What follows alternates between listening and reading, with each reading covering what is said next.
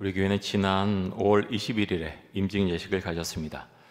임직 예식을 통해서 우리 교회는 1명의 장로, 또 4명의 안수 집사, 그리고 9명의 권사들을 세웠습니다. 참 은혜 중에 임직 예식 마칠 수 있어서 얼마나 감사했는지 모릅니다. 임직 예식을 마친 후에 하나님께서 제 마음에 계속 주시는 것은 영적인 부문에 대한 그런 말씀이었습니다. 계속해서 말씀하시고 그 부분에 치중하고 더 기도해라, 합심해서 기도해라, 그 말씀을 계속해서 저의 마음 가운데 주셨습니다. 지난 주일이 성령 강림 주일이기도 하면서 청년 주일이었죠. 그래서 저는 강단에서 성령 세례를 받으라라는 말씀으로 제목으로 말씀을 전했습니다. 우리가 꼭 필요한 말씀이죠. 특별히 새로 임직 받으신 분들 정말 주의 은혜 가운데 그렇게 주 앞에 충성하시고요. 성령 세례를 혹시 못 받은 분이 계시다면 우리 임직자들도 포함해서 우리 모든 교인들 다 마찬가지입니다. 성령 세례 반드시 받아야 되는 것이고요. 어떻게 해서든 받아야 됩니다. 하나님 앞에 엎드려 기도하시고 금식을 하든 뭘 하든 하나님께 받아야 됩니다. 주께 구하면 주님께서 주신다고 말씀하셨습니다. 제가 이렇게 말씀드린 이유는요, 성령 세례를 받은 분과 받지 않은 분은 너무나 큰 차이가 납니다. 성령 세례를 받아야 영적인 눈이 열리게 됩니다. 성령 세례를 받아야 기도의 문이 열리고요, 성경 말씀이 다르게 보이고 내가 교회 오는 이유, 예배를 드린 이유, 봉사를 드리는 이유, 모든 것이 다르게 보입니다. 새로운 세계가 열리는 것이죠. 성령 세례를 받지 않으면 우리는 아무것도 할 수 없습니다. 하나님의 역사는 한 명으로부터 시작이 됩니다. 목회자도 그렇고 항전직자도 그렇고 기독교인이라면 누구나 하나님과 직접 연결되어 있어야 합니다. 그런데 여러분, 이런 연결의 출발점이 어디입니까? 성령 세례입니다. 성령 세례를 받아야 하나님의 일을 할 수 있고 하나님의 자녀로 온전한 삶을 살아갈 수가 있습니다. 예수님께서 승천하신 이후에 예수님의 제자들과 예수님을 믿는 사람들이 함께 모여서 기도했지요. 한 10일 정도 기도했을 때 성령이 임했습니다. 성령 세례를 받은 것이죠. 성령 세례를 받은 사람들 중에 베드로도 있었습니다. 베드로는 성령 세례를 받은 다음에 오순절에 예루살렘에 모인 수많은 청중들을 향해서 예수 그리스도의 십자가 사건과 복음과 또 부활을 선포합니다. 성령 세례를 받기 전에는 도저히 상상할 수도 없는 일이었죠. 베드로는 담대하게 복음을 전했습니다. 여러분, 성령 세례는 신앙의 출발이요 은혜의 시작이라고 말할 수 있습니다. 성령 세례를 모두가 받고 하나님의 은혜 가운데 힘있게 이 세상을 살아갈 수 있기를 간절히 원하고 축복합니다. 믿음은 선포하는 거라고 말씀을 드렸죠. 제가 이제 지난번에 이민 예식하면서 우리 교회 이렇게 아멘을 안 합니까? 이제 노회장님 그런 말씀하셨는데 교회마다 좀 다르죠. 그러면서 사실 설교자로서 그런 마음이 있습니다. 좀 더 아멘으로 화답하시면 좋겠다는 마음이 있어요. 그래서 우리 전통적인 그런 장로교회이기 때문에 장로교회들이 사실 아멘을 그렇게 많이 하지는 않습니다. 그럼에도 불구하고 아멘으로 화답하는 것은요 너무나 귀합니다. 왜냐하면 아멘할 때요 그 말씀을 내가 받아들이는 것이고 내가 다시 주 앞에 선포하고 고백하는 것이기 때문에 굉장히 중요한 것이죠. 자, 성령 세례를 받은 그리스도인이 꼭 갖춰야 되는 복장이 있는데요, 그것이 무엇인가 하면 하나님의 전신갑주입니다. 요즘 우리나라에서 명품이 참 유행이라고 하죠. 명품 좀 갖고 계십니까? 저는 잘 모르겠습니다. 어떤 것이 명품인지, 왜 그것이 중요한지 잘 모르겠습니다. 명품이라고 하는 옷이 얼마나 되는지, 또 핸드백이 얼마나 되는지 사실 관심도 없고 잘 모르겠습니다. 근데 진짜 명품은요, 사람들이 만든 옷이나 핸드백이 아니라 하나님께서 주시는 것입니다. 오늘 말씀해 주신 이 하나님의 전신갑주, 그것이 우리에게 주시는 바로 명품인 줄 믿습니다. 자, 하나님의 전신갑주가 무엇입니까? 에베소서 6장에 보면 이렇게 말씀하고 있습니다. 자, 에베소서 6장 14절에서 17절까지의 말씀을 보겠습니다.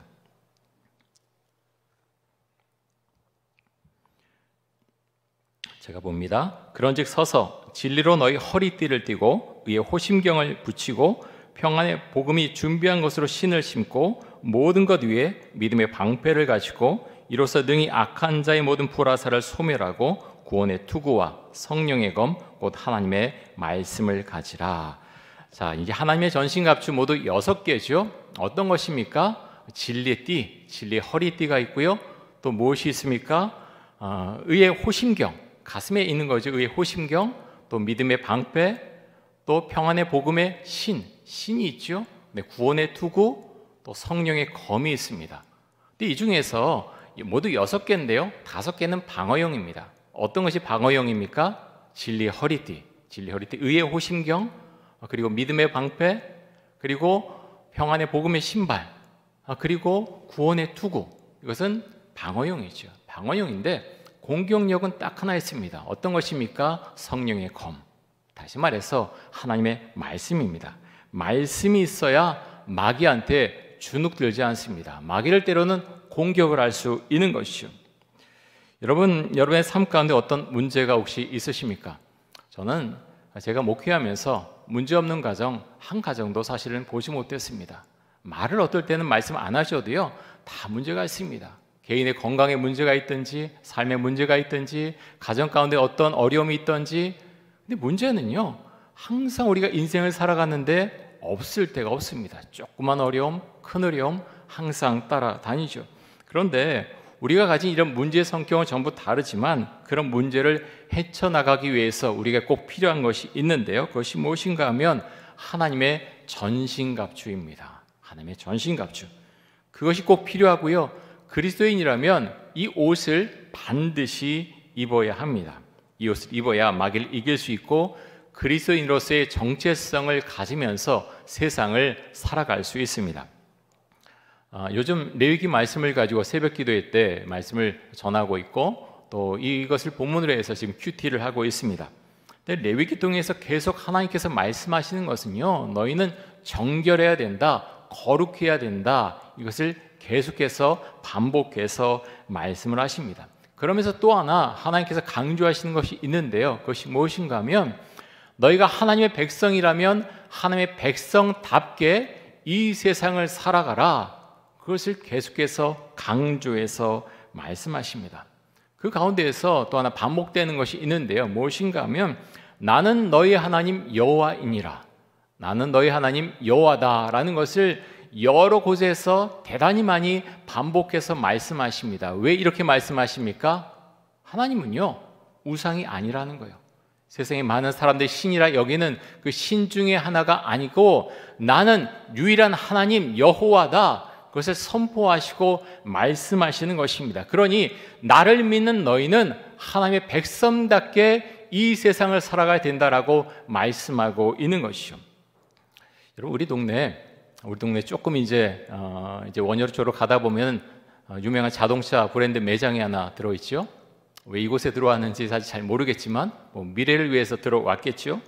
근데 그 자동차 값이 굉장히 비싸죠. 저는 정확히 값을 모르겠지만 다 억대를 호가하는, 가장 싼 것도 억대 이상이라고 하는데요. 왜 그 자동차가 그렇게 그 가격이 비쌉니까? 성능이 좋아서이기도 하고요. 또 하나는 왜 그러냐면 브랜드 값입니다. 브랜드 이름값이 있다는 거예요. 이 브랜드로 낸 차를 사려면 이 정도 값은 지불해라 라고 하는 거죠. 자신의 자동차 브랜드에 대한 프라이드가 있습니다. 자부심이 있다는 거죠. 자동차나 옷, 핸드백 이런 브랜드들도 자신의 브랜드에 대한 프라이드, 자부심이 있습니다. 사랑하는 성도 여러분, 여러분은 내가 그리스도인이라고 하는 프라이드, 자부심이 있으십니까? 그것이 너무나 중요합니다. 그 자부심은요, 자부심을 가져 그래서 생길 수 있는 것이 아니죠. 그 자부심은요, 어디서부터 생기는 것이냐? 하나님께서 주시는 것입니다. 내가 성령 세례를 받고 내가 성령의 9가지 열매를 맺고 또 오늘 말씀에 나온 이 말씀을 우리가 받을 때 하나님께서 내가 그리스도인이라고 하는 자부심을, 프라이드를 우리 가운데 심어 주신다고 하는 것입니다. 사랑하는 성도 여러분, 우리가 전도하자 참 이야기를 많이 하죠. 여기는 우리가 기도해야 될 것 중에 많은 것들이 있지만 우리 기독교 교회 이름이 많이 추락하지 않았습니까? 많은 비판을 받고 있는데 우리가 그 회복을 위해서 정말 많이 기도해야 됩니다. 전도하려면 참 여러 가지가 있어야 되는데요. 물론 복음도 무장되어 있고 전신갑주를 입어야 되고요. 그런데 또 하나 있어야 되는 것, 내가 그리스도인이라고 하는 프라이드, 자부심 더불어서요, 여러분 우리 교회에 대한 내가 프라이드가 있는가, 자부심이 있는가, 목회자에 대한 프라이드가 있는가, 자부심이 있는가 굉장히 중요합니다. 만약 그것이 없으면요, 아무리 전도대회를 하고 전도하십시오, 어떻게 좀 하십시오 하지만 마음속에 동하지 않습니다. 그래서 여러분, 우리가 하나님 앞에 기도하기 원하고요, 주님 제가 그리스도인입니다, 하나님의 자녀입니다, 자부심이 있어야 되고요, 정말 우리 교회 이촌동교회 우리가 사랑하지만 그것을 넘어서서 프라이드가 있어야 된다고 하는 것입니다. 정말 우리 교회를 사랑하는 마음, 그리고 자부심이 있어야 복음을 전하고 우리 교회로 오라고 말할 수가 있는 것이죠. 여러분, 우리가 하나님의 전신갑주를 입어야 되는 두 가지 이유가 있는데요, 성경은 이렇게 말씀합니다. 자, 첫 번째가 11절에 나와 있습니다. 11절에서 이렇게 말씀합니다. 마귀의 관계를 능히 대적하기 위하여 하나님의 전신갑주를 입어라. 자, 하나님의 전신갑주를 입는 첫 번째 이유가 무엇인가 하면, 마귀의 관계를 능히 대적하기 위해서, 마귀가 속이고 우리를 힘들게 하는 것을 대적하기 위해서 하나님의 전신갑주를 입어야 된다라고 말씀하고 있고요. 자, 두 번째 이유가 13절에 나와 있습니다. 이렇게 말씀하고 있습니다. 그러므로 하나님의 전신갑주를 취하라. 이는 악한 날에 너희가 능히 대적하고 모든 일을 행한 후에 서기 위함이라. 자, 두 번째 이유가 무엇인가 하면, 악한 날에 마귀를 대적하고 싸움이 끝난 후에도 굳건하게 서 있기 위해서 하나님의 전신갑주를 입어야 된다라고 말씀하고 있습니다. 여러분, 세상은 눈에 보이지 않지만 영적인 전쟁터와 같습니다. 하나님의 전신갑주를 입지 않고 그리스도인으로서의 정체성을 갖고 우리 이 세상을 도저히 살아갈 수가 없습니다. 제가 말씀 묵상하면서 그런 생각했어요. 여러 가지가 있는데 대한민국의 가장 큰 약점이 무엇인가 하면 그 중에 하나가 분열입니다. 정치적인 분열, 지역적인 분열, 세대 간의 분열, 보수와 진보의 분열, 여러 가지 분열된 모습이 보입니다. 그러면서 그런 분열된 것이 특별히 우리나라 가운데 그런 모습이 굉장히 많은데요, 교회 안에도 참 많이 들어와 있는 그런 모습을 보게 됩니다. 정말 많이 조심해야 되죠. 마귀는 교회 안에 성도들을 분열시키려고 정말 애를 씁니다. 목사와 교인들을 분열시키고자 하고요, 장로들 간을 분열시키고자 하고, 장년 세대와 청년 세대들 간을 분열시키려고 하고, 교육자들을 분열시키려고 하고, 또 성도들을 분열시키려고 얼마나 애를 쓰는지 모릅니다. 마귀는 계속해서 목회자와 성도들을 공격합니다. 여러분, 이런 공격에 흔들리지 않으려면 우리가 어떻게 해야 됩니까? 오늘 말씀에 의하면 하나님의 전신갑주를 취하라, 하나님의 전신갑주를 입으라라고 말씀하고 있습니다. 여러분의 가정은 괜찮습니까?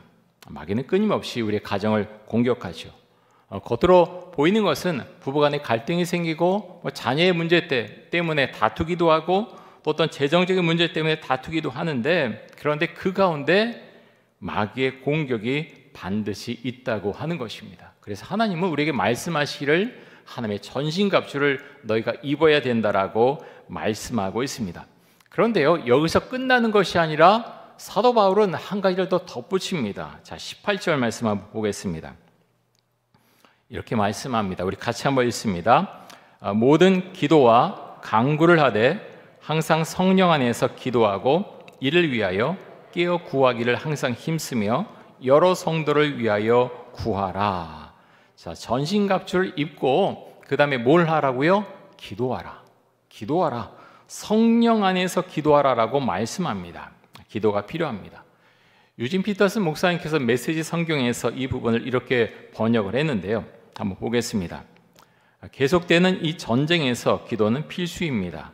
열심히 오래 기도하십시오. 형제자매를 위해 기도하십시오. 끊임없이 주의를 기울이십시오. 서로 기운을 북돋아 주어 아무도 뒤처지거나 낙오하는 사람이 없게 하십시오. 자, 기도해야 되죠. 근데 나만 위해서, 우리 가정만 위해서 기도하는 것이 아니고 내가 알고 있는 형제자매들을 위해서 너희가 기도하라라고 말씀합니다. 그렇게 기도해서 서로 기운을 북돋아 주고 아무도 뒤처지거나 낙오하는 사람이 없게 하라고 성경은 우리에게 말씀하고 있습니다. 여러분, 이것이 교회의 모습이죠. 이것이 기도자의 태도입니다. 자, 바울은 또 이어서 이런 부탁을 하고 있는데요. 19절과 20절 말씀 보겠습니다.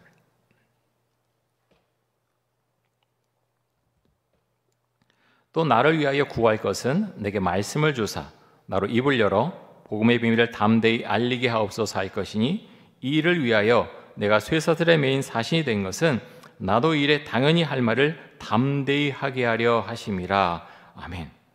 짧은 두 구절 안에 담대히라고 하는 이 단어가 두 번이나 들어가 있죠. 바울은요 원래 담대한 사람입니다. 담대해서 목숨을 다 내놨기 때문에 전혀 알지 못하는 여러 도시에 가서 복음을 전하고요. 그는 죽는 것 두려워하지 않습니다. 그럼에도 불구하고 지금 감옥 안에 있는데 그가 뭐라고 말합니까? 담대함을 달라고, 담대함을 주셔서 내가 내 입을 열어 복음을 전할 수 있게 해달라고, 그것을 위해서 기도해 달라고 지금 에베소 교회 교인들에게 부탁하고 있습니다. 여러분, 담대한 마음이 없으면 우리는 전도하지 못합니다. 이전에 혹시 전도를 열심히 했는데 지금 못하신 분이 계십니까? 여러 가지 이유가 있지만요, 그 중에 한 가지는요, 영적으로 약해지면 복음을 전하기 어렵습니다. 왜냐면요, 복음을 전하는 것은요 내 힘으로 하는 게 아니에요. 내 힘으로 하는 것 같지만 그게 아니라 성령께서 내 안에 힘을 주시고 담대한 마음을 주셔야 내 입을 열어서 복음을 전하고요, 그렇게 해서 복음을 전하고 사람을 주께로 인도하는 것입니다. 그런 면에 있어서는 설교도 마찬가지입니다. 제가 처음 설교 시작한 것이 1995년인데요 유년부 전도사로 부임을 했습니다. 초등학교 1, 2학년을 담당했고 어린이 설교를 제일 먼저 하기 시작했습니다. 2000년에 목사 안수를 받았고 우리 교회 부임한 것이 2013년 말입니다.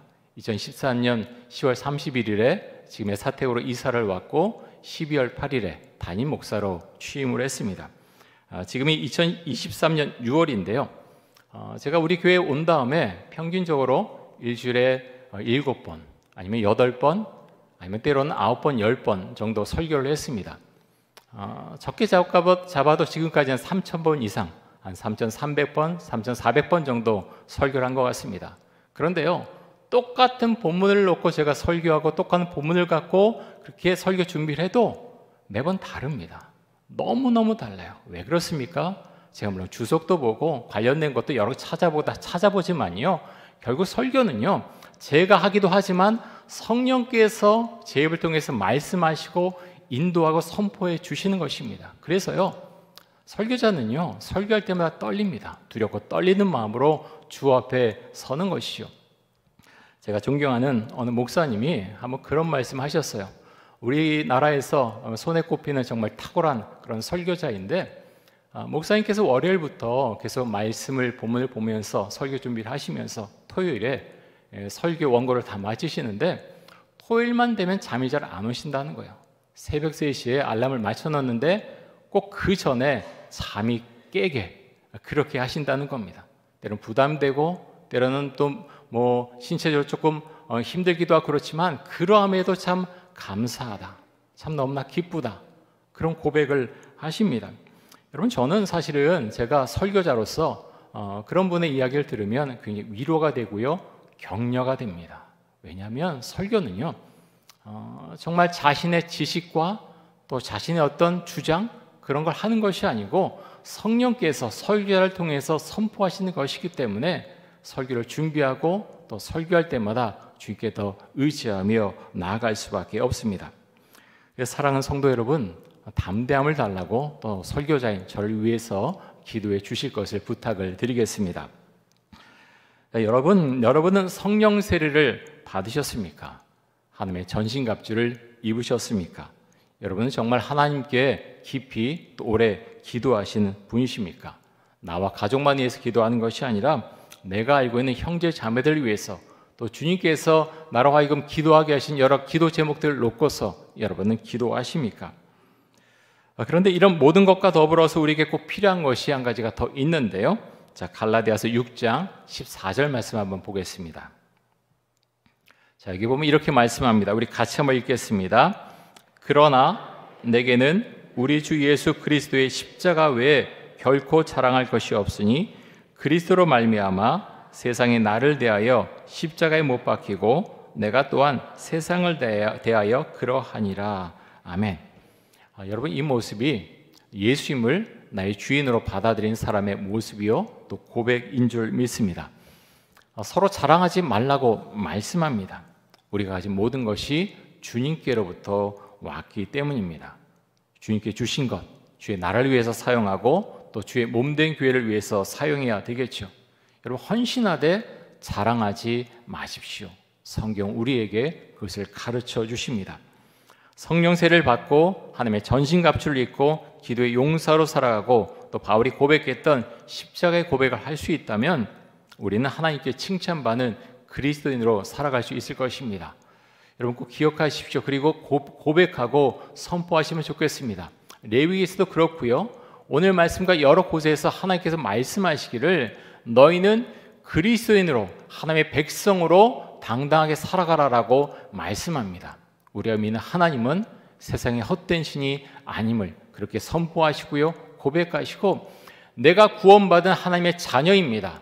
내가 그리스도인입니다. 그래서 선포하고 그리스도인답게 세상을 살아간 은혜가 여러분과 저의 삶 가운데 펼쳐질 수 있기를 간절히 원하고 축복합니다. 함께 기도하겠습니다. 이 시간 기도할 때 성령 세례를 받게 하여 주옵소서. 하나님의 전신갑주를 입고 기도에 힘쓰게 하여 주옵소서.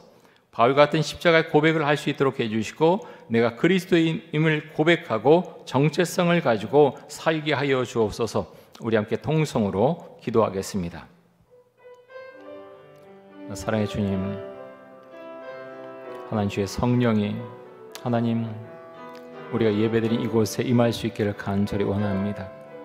하나님 아버지여, 우리 전동교회 가운데 역사하셔서 하나님 아버지여 정말 주만을 믿고 주의 은혜를 고백하며 성령 세례를 받고 또 하나님의 전신갑주를 입으며 주의 나라를 위해서 헌신하는 그런 사람들로 삼아주시기를 간절히 원합니다. 우리와 우리 교회와 나라를 위해서 기도하며 그래서 기도로 헌신하며 정말 주께서 원하시는 그런 담대한 믿음을 가진 그런 공동체, 그런 교회가 될 수 있기를 간절히 원합니다. 성령을 주옵소서. 하나님 아버지여, 우리 자녀들을 위해서, 우리 또 하나님 배우자를 위해서, 우리가 기도해야 될 많은 분들을 위해서 우리가 기도할 때 낭망하지 않도록 해주시고 힘을 주시고 우리 목장교회 가운데 힘과 영역과 은혜를 주시기를 간절히 원합니다. 하나님 아버지여, 하나님 이 세대가, 하나님 이 시대가 우리 교회를 많이 비판하고 또 하나님 그렇게 비판하는 사람들이 많이 있지만 하나님 아버지여, 우리가 그리스도임을 늘 자각하고 인식하고 믿음을 선포하며 그 은혜 가운데에서 살아갈 수 있도록 지금 역사하시고 은혜를 더하여 주옵소서.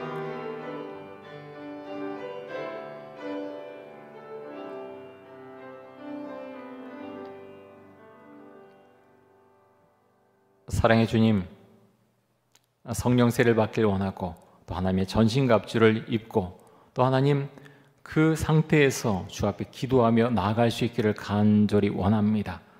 기도의 사람이 되게 해주시고 우리 전교회에 속한 모든 성도들이 성령 세례를 받고 또 하나님의 전신갑주를 입고 기도의 사람으로 주님께서 삼아주시고 그 삶을 인도해 주시기를 간절히 원합니다. 그리스도인으로서의 정체성을 가질 수 있도록 해주시고 하나님 그렇게 자부심을 갖고 이 세상을 살아갈 수 있도록 주의 은총과 사랑을 베풀어 주옵소서. 감사드리며 예수 그리스도의 이름으로 기도드립니다. 아멘.